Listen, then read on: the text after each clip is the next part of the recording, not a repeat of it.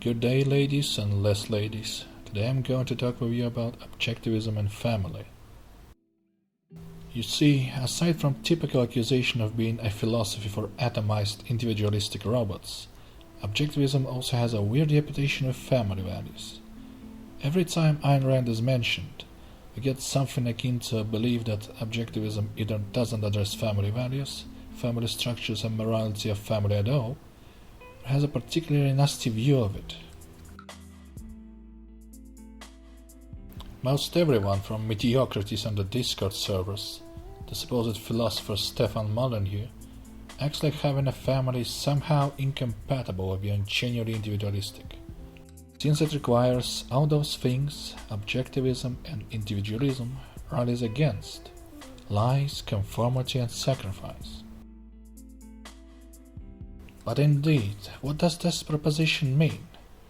Why is it that people readily admit necessity to be honest, productive and self-interested with strangers, business partners and clients, yet play tricky game of hide and seek when it comes to family, meaning a relationship with a person they are ready to spend their life with?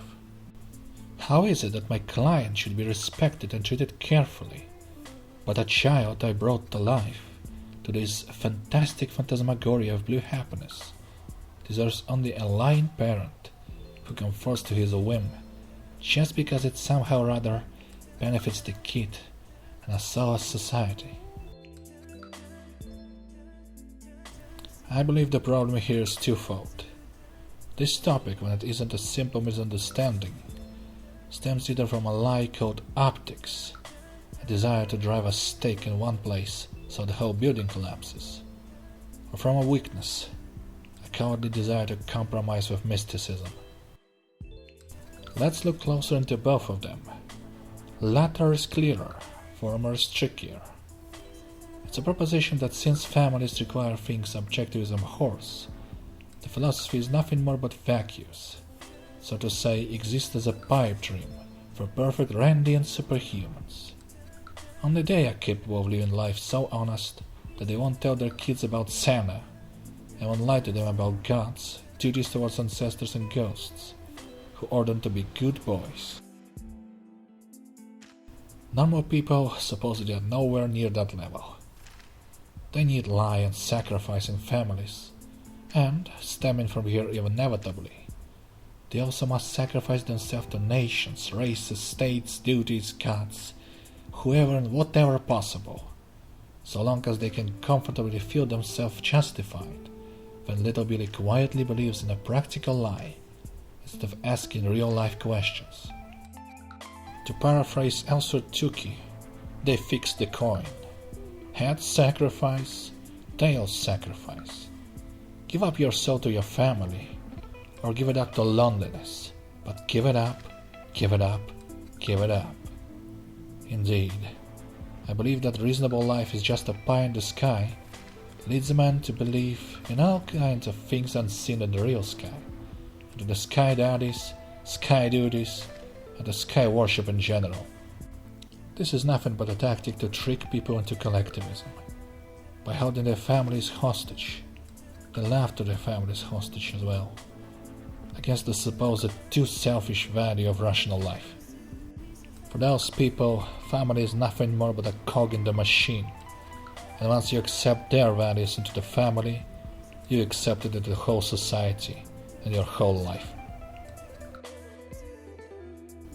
Apart from these collectivist tricksters, stands a person who is uncomfortable with a mere idea that he's supposed to tell his wife and children the truth.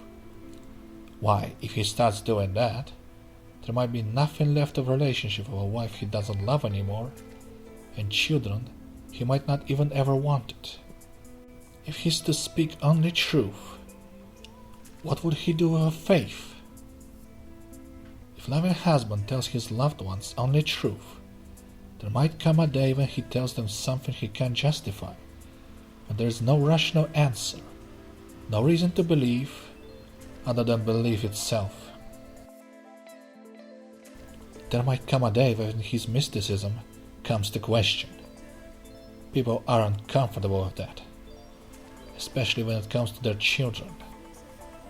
So they hide in comforting lie that telling his son about magical fat man will help raise him a better Christian, or ease his departure into adulthood, give him a shining story instead of robbing him of naivety of childhood. In the end, we're asked to choose between tricksters who strive to drown us in collectivism again, cowards who hate the truth because it robs them of the unearned, and naive liars who do it for the good of others, for the mystifying practicality of mysticism.